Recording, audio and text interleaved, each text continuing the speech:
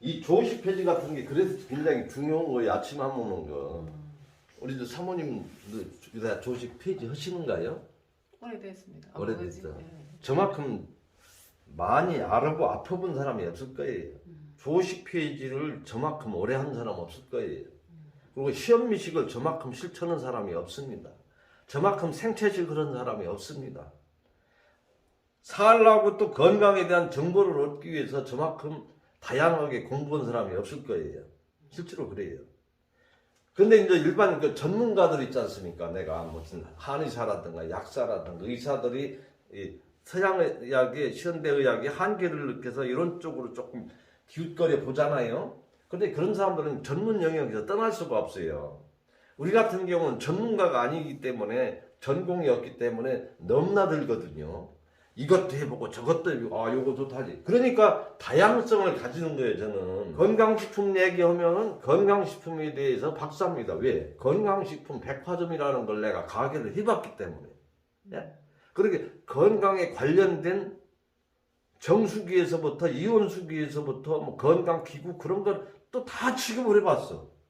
시험미쌀도 장사를 해보고 녹즙도 짜서 배달을 해보고 케일 잎을 제주도에서 공수해가지고 옛날 한참 녹즙 유행할 때 불로초라고 해서 그것도 팔아보기도 하고 다 해봤기 때문에 지금까지도 그런 부분에 대해서 이렇게 얘기를 할 수가 있는 거예요. 또 이런 거 건강법 하는 것도 야 저 사람은 단식원 하는데 나도 좀 배워서 해볼까. 그렇지만 그냥 단식원 하면은 하는데 저 같은 건 이 자연의학을 하지 않습니까? 자연의학 하는 데서 한 가지 영역 가지고는 한 가지 부분 가지고는 못해요. 척추도 알아야 되니까 카이로프락틱도 알아야 돼. 사람에 따라서 거기에 따라서 운동 처방 있거든요. 어떤 운동을 하는 거. 그러려면 운동 처방사도 해야 되는 거고. 또 친환경 농업을 하면 친환경 농업에 대해서도 또 알아야 되는 거고. 어떤 심리 상담이라든가 그런 것까지도 다 그 영역을 알았을 때 환자를 봐야 되는 거거든요. 그렇잖아요. 예. 그래서 이 자연의학이라는 게 굉장히 어려운 부분이에요. 실제로는요. 근데 저는 솔직히 그런 걸 다 다니면서 했어요. 그러니까 조금 아는 체를 하는 거예요, 제가. 아는 채. 예. 그래서 농업이라는 부분도 굉장히 중요하더라고요. 그래서 이것도 내가 공부를 했어요. 친환경 농업. 또 영양학 같은 것도 하려고 그러면 거기서 다 해요. 영양적 가치가 뭐가 있다. 뭐, 들깨가 좋냐, 참깨가 좋냐, 마늘이 왜 얼마큼 좋냐. 그러니까 실질적으로 마늘하고라든가 이상 좋은 식품이 없더라고. 깨가 또 좋고, 그죠? 그다음에 이 생야채.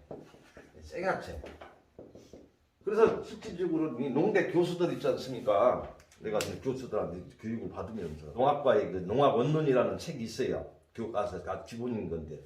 근데 이 친환경 농업이라는 것은 아예 이 농대 교수들은 아주 무지하게 이를 데가 없어. 그걸 배우질 않기 때문에. 그러니까 이 농업이라는 거 어떤 부분을 가르치냐면은 경제 원리 때 따라서 최소의 노력과 최대의 가치, 수익을 창출하는 그게 농업이거든요. 그다 농작물을 비닐하우스를 씌고 비료를 잘 주고 나중에 열매를 많이 해서 다수확을 한다. 그게 농업인 거예요. 건강에다 초점을 맞추지 않았잖아요, 그죠? 근데 우리는 어때요? 건강한 먹거리를 얘기하잖아요. 근데 건강한 먹거리를 얘기하는 농대 교수가 어디 있어요? 하나도 없지. 그렇잖아요? 그래서 우리가 그걸 정부 지원 받아가지고서 국가 차원에서 그 교육을 했어요. 평생교육으로 운영을. 서울권, 부산권, 광주권, 3대 영역, 동시, 현장 교육, 인터넷 교육, 방송대 교육 마냥으로. 거기 교육비가 45만 원 받고 6개월 과정. 그를 통해서 총장명의 자연건강 생활관리사 자격을 이렇게 주었습니다.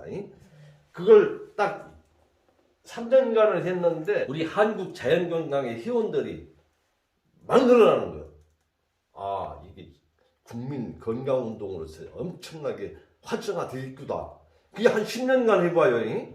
다 이게 뭐 어떤 수익 창출하는 게 아니고 건강을 위한 거고 친환경 농업을 위한 거고 다 그런 거거든요. 기본적인 어떤 바탕이 건강이랑 깔렸을 때 의료비도 절감될 수 있는 그런 부분들이거든요. 그런데 이게 오래 못 가요. 왜? 그거 평생교육원장이 그런 마인드를 가지고 이걸 국가 지원받아가지고 25억 지원받았거든요. 막 그렇게 하는데 정년이 마치니까 그 후임으로 온 사람이 그 어떤 보건계열 교수다 말입니다. 근데 자기 신랑이 의사요. 근데 이걸 교육하는 사람들이 보면 조금 가방끈이 조금 짧아요. 제도권에 그런 전문가들이 없으니까. 물론 인터넷 교육은 아주 저명한 사람들이 많습니다. 서울대, 의대, 교수, 뭐 그런 영역들 다 필요로 한 부분이기 때문에 현장에서 하는 사람들은 우리 같은 사람들, 박사도 아니고, 예? 다 또 건강법 또 거기다 갖다 접목이 되거든요. 그러니까 새로 한 사람이 평생교육원 원장으로 이제 이렇게 부임이 왔는데 이거 가방끈도 짧은 사람들이 무슨 지들이 의사도 아닌 사람들이 무슨 당뇨병이 어떻고 고혈압이 어떻고 하니까 영 막 거슬리거든. 남편이 의사인데 요거 없애버려라. 그래가지고 난 3년 후서 그냥 그 평생교육원이 건강관리사 과정을 그냥 폐쇄시켜버렸더니. 그러니까 이 제도권의 어떤 기득권의 세력들이 있지 않습니까? 그러고 나서 이게 또다시 주저앉아 버렸어요. 그 때문에 이게 참 어려운 부분이. 그래서 이게 국가 차원에서도 하기 어렵고, 근데 이제 지방자치 같은 데 있지 않습니까? 그 지방자치장이 마인드가 그런 쪽에 있다고 하면 예산은 얼마 많잖아요.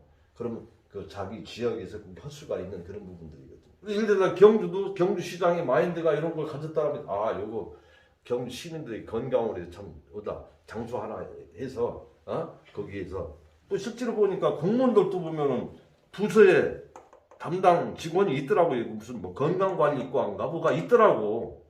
저 사람들이 이런 마인드를 좀 갖춰서 자기 지역 국민들의 어떤 당뇨 환자라든가 그런 쪽으로 있다라면 조금 모아놓고서 식생활 같은 것도 중요하다라는 걸 해야 되는데 그 사람들이 하는 것은 뭐예요? 우리 마을에 당뇨병 환자가 몇 명, 고혈압 환자가 몇 명, 그 숫자 파악하는 것밖에 안 하잖아요, 솔직히. 약을 받아서 이용할 수 있는 그런 것밖에 안 된다고. 근데 실제적으로 건강에 전혀 도움이 안 되죠, 실제로는. 자신이 불러일으켜서 자생력을 불러일으켜서 으쌰 신내서 운동도 하고 그렇잖아요. 예, 생각도 바꾸고 해서 어떤 건강한 생활을 이끌어갈 수 있도록 그렇게 해야 되는데 제약회사 그 매출만 일으켜 줄 수 있는 거 이거 보건소에서 와가지고 노인네들이 와서 약 타라 힘드니까 와가지고서 갖다 배달해주고 근처에 안마나 해주고 나라에서 지원해주는 안마사를 동원해서 안마사 가져오더라고. 그게 복지요. 그게 복지지 않습니까? 거기 완전히 사람들이 세뇌가 돼 있어가지고서 아이고 참 시대 좋다. 나 약 타러 갔는데 힘들어서 걷지도 못하는데 약 갖다 주고 막 그렇게 하더라고. 그러니까 살면 아무 의미 없어.